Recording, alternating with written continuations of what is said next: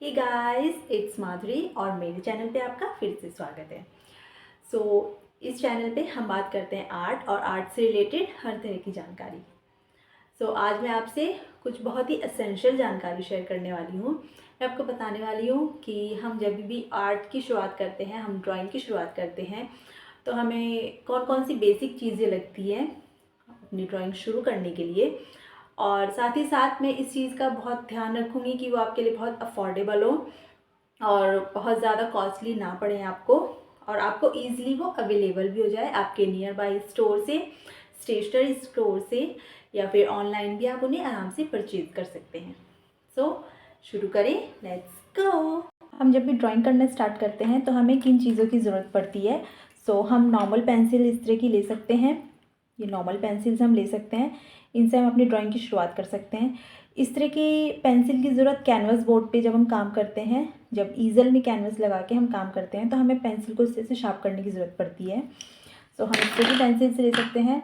And मेरी favourite है ये मैकेनिकल पेंसिल। इस तरीके से हम इसमें लिड्स को डालते हैं, ठीक है ना, इस तरीके से। और इनके साथ ये कुछ लिड्स भी हमें मिलती हैं। ये आपको अलग अलग साइजेस में मिल जाती है। लाइक ये है 0.7, लाइक ये है 0.7, और ये है 0.5, ये है 0.9। इस तरह से और भी आप अलग अलग नंबर्स में आपको ये मिल जाती हैं। इस तरह की पेंसिल्स आप ले सकते हैं। मैकेनिकल पेंसिल्स का फ़ायदा सिर्फ ये होता है कि आपको बार बार शार्प नहीं करना पड़ता है इसको, और आप कंटिन्यूसली अपनी ड्राइंग को करते रहते हैं। इरेज़र्स में हमें क्या लेना चाहिए? हम नॉर्मल इरेज़र्स ले सकते हैं। जब भी ड्राइंग हम स्टार्ट करते हैं तो हम नॉर्मल इरेज़र्स ले सकते हैं। उसके बाद नीडेड इरेज़र भी आती है, इस तरह की नीडेड इरेज़र आती है। ये बहुत अच्छी रहती है, आप किसी भी शेप में इनको कर सकते हैं, जो भी शेप आपको चाहिए। आपको बहुत बारीक चीज़ मिटानी है, आप इसको बारीक कर सकते हैं। आप जिस मर्ज़ी चाहे उस शेप में इसको कर सकते हैं, और इनसे डस्ट भी नहीं होती, ये नॉन डस्ट इरेज़र्स होती है। फिर आती है ये इस तरह की इलेक्ट्रिक इरेज़र। इस तरह की इलेक्ट्रिक इरेज़र्स आती है। ये भी आपको अपनी ड्राइंग में हाइलाइट्स करना होता है और बहुत ही डिटेलिंग वाली चीज़ इरेज़ करनी होती है। उसके लिए ये बहुत हेल्पफुल रहती है। और ये इसके साथ कुछ रिफ़िल्स मिलती हैं, इरेज़र रिफ़िल्स। और इनके अलावा और भी काफ़ी सारी इरेज़र्स आती है, बट आप स्टार्टिंग में ये वाली लें तो आपका काम अच्छे से बन सकता है। फिर आते हैं कुछ रूलर्स। आपको कुछ छोटे और बड़े रूलर्स की ज़रूरत पड़ेगी। ये आपके लिए बहुत ज़रूरी है। इसके बाद हम ब्लेंडिंग टूल्स की बात करते हैं। ब्लेंडिंग हमें अपने हाथों से करनी चाहिए। एक तो हमारा सबसे बड़ा हथियार हमारे पास हमारे हाथ होते हैं, हाथों से हमें शेडिंग करनी चाहिए, ब्लेंडिंग करनी चाहिए। उसके बाद कुछ स्टम्प्स आते हैं, ये इस तरीके के स्टम्प्स मार्केट में आते हैं, इनसे ब्लेंडिंग हो जाती है। फिर हम कुछ मेकअप ब्रशेज़ भी ले सकते हैं, या फिर ड्राइंग ब्रशेज़ भी ले सकते हैं, और हमें सॉफ्ट ब्रिसल्स वाले ही ब्रशेज़ लेने चाहिए, इनसे भी हम ब्लेंडिंग कर सकते हैं। फिर कुछ टिश्यूज़ आते हैं, सॉफ्ट टिश्यूज़, वो लेने चाहिए हमें।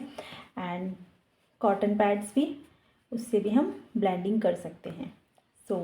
इसके अलावा भी ब्लेंडिंग के लिए बहुत सी चीज़ें होती हैं। स्टार्टिंग में आप इनके बारे में जान लीजिए, ये बेस्ट होती हैं ब्लेंडिंग के लिए।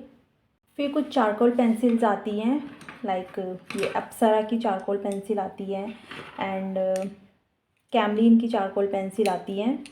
ये बेसिकली आपको 3 तरीके की मिल जाएंगी, सॉफ्ट, हार्ड एंड मीडियम। ये इस तरह की चारकोल पेंसिल्स आपको मिल जाएंगी। और वाइट चारकोल पेंसिल्स भी आती हैं, ये वाइट चारकोल पेंसिल्स भी आती हैं इस तरीके की। एट बिगनर लेवल ये वाली चारकोल पेंसिल्स आपके लिए अच्छी है। इसके अलावा और कुछ बेसिक चीज़ें हैं जो हमारे पास होना थोड़ा और ज़रूरी है।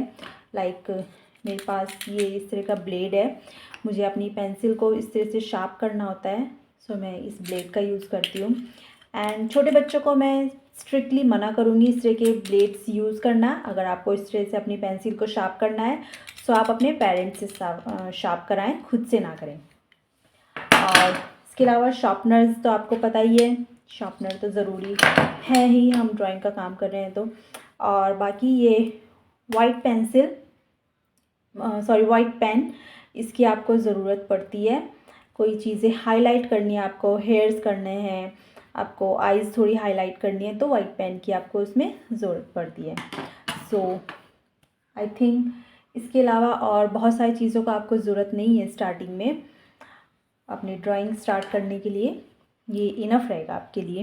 एंड ड्राइंग बुक के लिए मैंने आपको अपनी पिछली शॉर्ट वीडियोस में भी बताया हुआ है कि आपको किस तरह की ड्राइंग पेपर्स लेने हैं। सो आप इस तरह की आइवरी शीट्स ले सकते हैं, या फिर नॉर्मल ड्राइंग बुक भी आप अपने लोकल स्टेशनरी स्टोर से परचेज़ कर सकते हैं, जो बहुत ज़्यादा कॉस्टली नहीं पड़ती हैं।